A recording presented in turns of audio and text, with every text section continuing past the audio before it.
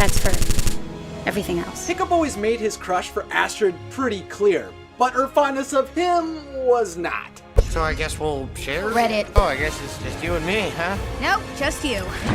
Is this some kind of a joke to you? Yeah, Astrid didn't really seem like she was too into Hiccup, but over time they did grow closer, so I figured when we would see them again, they would probably start to date or even be dating for a little bit. But no. Hiccup's father, Stoick, reveals they are far beyond that point. They are betrothed at the time of the second film. Somehow, over the course of the 5 years between the How to Train Your Dragon films, this crush and spark transformed into a strong, lifelong bond. And I just had to know all the details of this true love story. Hello, I'm Isaac from Wotso Videos, where we discuss fun topics for fun people, and today I'm going to begin to explain how Astrid and Hiccup fell in love by breaking down what led up to them dating. If you'd like to learn more about Hicstrid after the video, I've provided all the links to the movies and the resources I used in the description. And to continue discussing How to Train Your Dragon with me, make sure to subscribe and to click that notification button. Astrid and Hiccup grew up together on the Isle of Berk, but while Astrid was beautiful, popular, and a true Viking warrior, Hiccup struggled to identify who he was, isolating him from his peers. Hiccup really only began to interact with his crush on a consistent basis when he was thrusted into dragon training with her. But it wasn't until Hiccup started to succeed in the arena using his dragon skills from training Toothless that led Astrid's competitive side to begin to be interested in his actions. When Astrid finally followed Hiccup to the cove Toothless was hiding in to attempt to discover the secret to Hiccup's success, Hiccup forced her to experience flight with him when she discovered Toothless. And this is where they first really bond and where Astrid first kisses Hiccup. Now, it is possible Astrid had feelings for Hiccup before the events of this film, since it does seem like she has a change of tone pretty quick with the Dragon Rider, but I'm not really sure at the moment. Let me know if you think Astrid liked Hiccup before the first film in the comment section. With the truth known and her aggravation towards Hiccup subsiding, she supports his crazy plan to save Toothless, the Vikings, and defeat the Red Death. So much so, she is willing to choose and ride her own dragon, Stormfly. The fight leads to the Vikings winning the day, but almost at the cost of Hiccup's life, which freaks out the young Astrid, who is just getting fond of the scrawny Viking. That's for scaring me. But she gets over it since, he's alive. I could get used to it. Although in Gift of a Night Fury, Astrid kisses Hiccup again to comfort him when Toothless has gone missing, and the two would continue to open up slowly to reveal their feelings for one another. For the most part, the two were pretty shy and awkward when it came to any romantic tension between them, leading them to mainly build a friendship after the events of the first film in the TV show Dragon's Rider of Berk. Although Astrid and Hiccup may be a little weird when it comes to light touching or anything like that, seen in the episode Animal House, even though Astrid is capable of a bit of jealousy when another girl named Heather gets Hiccup's attention in Heather Report, for the most part they bring out the best in one another. In addition, in episodes like Breakneck Bog, we see they are willing to stick by each other when no one else will help, and in Elven and the Outcasts, and When Lightning Strikes, the two are concerned for each other's well-being. Slowly but surely, the couple shows they care about one another in a different way than they feel for others. In the episode Thawfest, Astrid is proud of Hiccup for putting his ego aside for his friends, which leads to the classic Astrid move of spontaneously kissing Hiccup. No one was a better Viking than you today.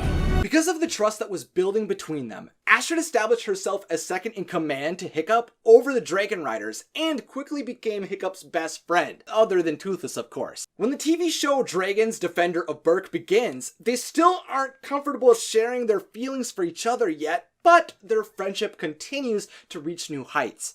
Of course, Astrid isn't a flirtatious, infatuated mess of a girl.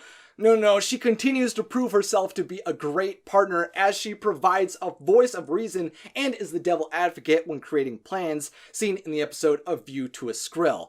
But at the same time, Hiccup's crush definitely begins to feel a bit more reciprocated.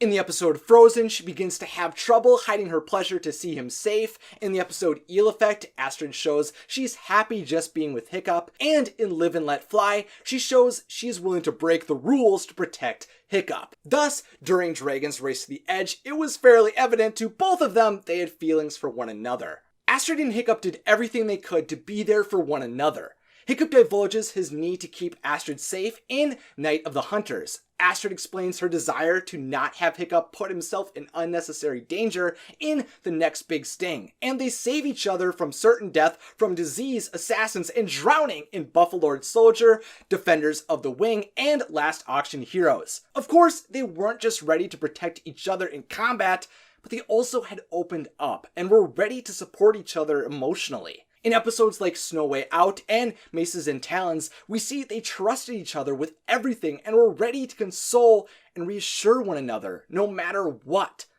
The only problem was they were just unsure of what their current relationship was, which was revealed in episodes like How Dragon Will Travel. But that was finally resolved in the episode of Dragon's Race to the Edge titled Blindsided. After Astrid is blinded by a strike of lightning, Hiccup does everything he can to comfort her and be there for her, which leads to him confessing he will always care about her. In Hiccup's heart, there's nothing they can't handle, and he believes there will always be something between them.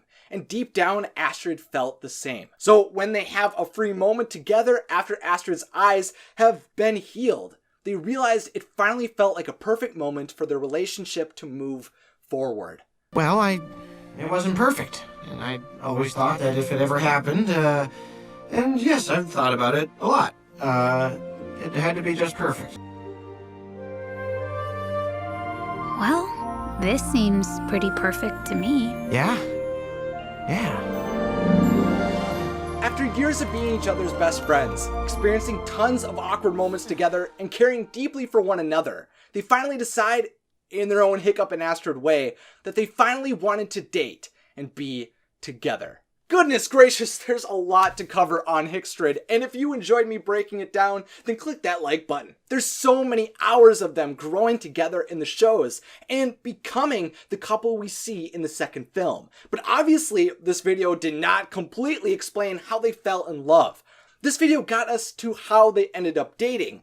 But of course, we still need to learn how they ended up becoming engaged. But I'll save that for another video. So if you're interested in staying up to date with more magical How to Train Your Dragon videos, then click that subscribe button and follow me on Twitter, Instagram, and Facebook. So now it's time for the question of the day, sponsored by my patrons. Become a patron yourself. Check out my Patreon page at patreon.com/WotsoVideos. Do you think Astrid and Hiccup are a good couple? Let me know your thoughts in the comments section, along with any other ideas you have for future videos. If you'd like to see more Wotso videos, then check out some awesome pics over here. And as always, thanks for watching and have a magical day.